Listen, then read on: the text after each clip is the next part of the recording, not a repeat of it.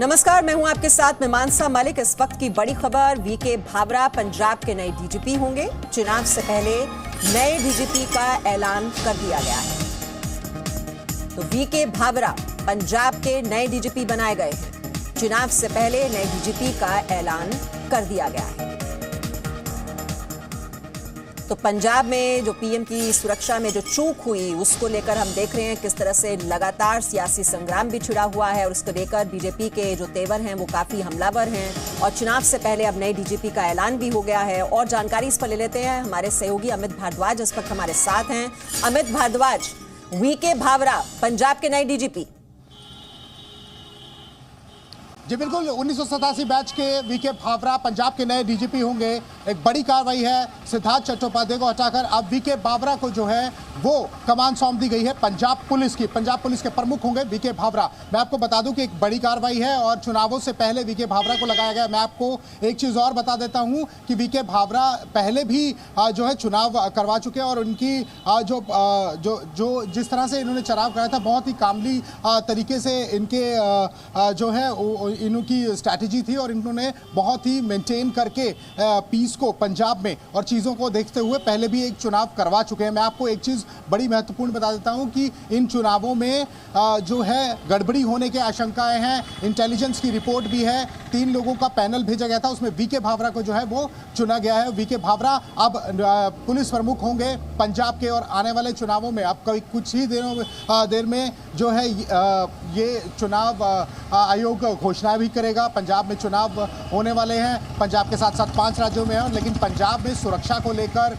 और ये जितना भी इंटेलिजेंस का इनपुट था और जो अभी घटनाएं हुई, पीएम मोदी के जो कॉन्वॉय को रोका गया, वहाँ पर जो जिस तरह से चूक हुई सुरक्षा में लेके, ये सारी चीज़ों को मिला के अब डीजीपी को बदल दिया गया है और वीके भावरा जो हैं अब नए पुलिस प्रमुख होंगे और आने वाले चुनावों में वही सारी कमांड जो है वो संभालेंगे और हर एक चीज़ वो एक्सपीरियंस्ड भी हैं और पहले भी चुनावों में वो चुनाव करवा चुके हैं और पंजाब को बड़ी बात ही समझते हैं। और पंजाब की जिस तरह से सिचुएशन है इस समय, अगर हम बॉर्डर एरियाज़ की बात करें, पंजाब के अन्य क्षेत्रों की बात करें जो अलग स्टेट बॉर्डर्स हैं और इंटरनेशनल बॉर्डर्स हैं, वहाँ पर काफ़ी ज़्यादा तनाव देखने को मिल रहा है। इसलिए बहुत ही ज़्यादा जो है एक एक्सपीरियंस आदमी को लगाना चाहिए था इन चुनावों के लिए भी, वो भी जो है वो पूरा हो जाएगा। और अब पुलिस प्रमुख जो बदले हैं, जिस तरह इतनी बड़ी चूक हुई और उससे पहले भी जो घटनाएं पंजाब में लगातार होती रही, चाहे वो लुधियाना की बात करें, कपूरथला की बात करें, चाहे अमृतसर की बात करें, उसको देखते हुए भी डीजीपी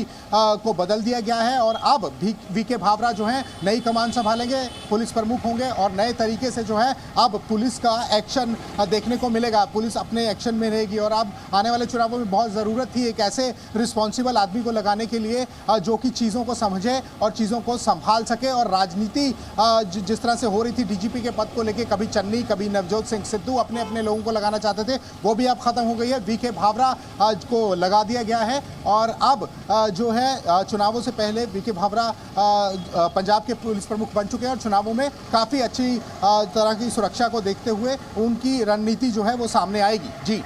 जी, तो यूपीएससी की ओर से ये 3 नाम सुझाए गए थे, ये लिस्ट भेजी गई थी और अब मुहर लग गई है वीके भावरा के नाम पर। और अब जब चुनावों की तारीखों का भी ऐलान कुछ देर बाद हो जाएगा, बहुत अहम जिम्मेदारी ये होगी वीके भावरा के कंधों पर, क्योंकि जिस तरह से पीएम के काफिले में ये चूक हुई, उसको लेकर भी काफी इस वक्त दबाव में है सरकार और लगातार सवाल पूछे जा रहे हैं। बीजेपी उसे कटघरे में खड़ा कर रही है। और आज की सबसे बड़ी खबर, 5 राज्यों में चुनाव की तारीखों का ऐलान अब से 1 घंटे के बाद होने जा रहा है। इसके साथ ये साफ हो गया है कि कोरोना की वजह से विधानसभा चुनाव टाले नहीं जाएंगे। 3:30 बजे, अभी 2:30 बजे हुए हैं और अब से 1 घंटे के बाद चुनाव आयोग की प्रेस कॉन्फ्रेंस है जिसमें चुनाव की तारीखें तय होंगी।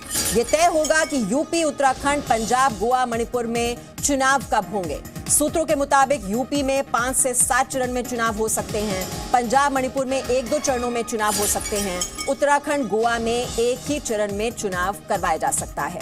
तो 5 राज्यों में विधानसभा चुनाव की तारीखों का ऐलान अब से कुछ ही देर में चुनाव आयोग की प्रेस कॉन्फ्रेंस होने वाली है।